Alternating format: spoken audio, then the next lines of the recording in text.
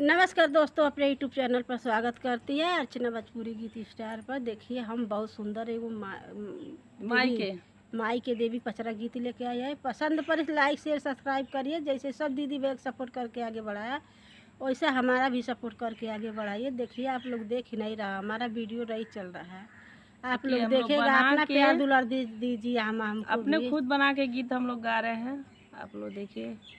कैसा लग रहा है। मैया सना लगवली तुहके आवे के पड़ी, मैया सना लगवली तुहके आवे के पड़ी, आवे के पड़ी मैया आवे के पड़ी, मैया सना लगवली तुहके आवे के पड़ी, मैया सना लगवली तुहके आवे के पड़ी। नाई हर में मंगली मैया माई से बापाई, नाई हर में मंगली मैया माई से बापाई, मैया लाहुरा बाती जवा तुहके देवे के परी, मैया लाहुरा बाती जवा तुहके देवे के परी, देवे के परी मैया देवे के परी, मैया लाहुरा बाती जवा तुहके देवे के परी,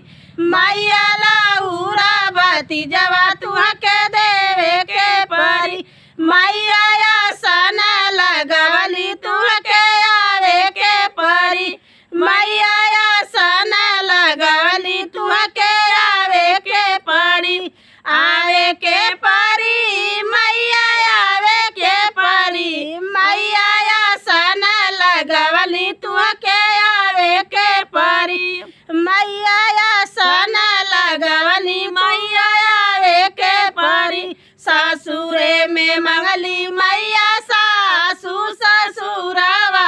सासुरे में मंगली मैया सासू ससुरवा, मैया लाहुरी ननदिया तुहके देवे के परी,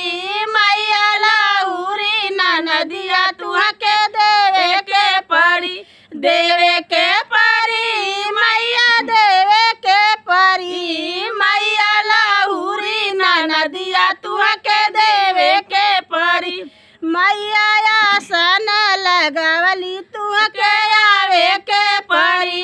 मैया सना लगवली तुहके आवे के परी, मावे के परी मैया आवे के परी, मैया सना लगवली तुहके आवे के परी, मैया सना लगवली तुहके आवे के परी, अपने के मंगली मैया मांगे के सोहगवा, अपने के मंगली मैया मांगे के सोहगवा, मैया सुंदर सजनवा तुहके देवे के परी, मैया सुंदर सजनवा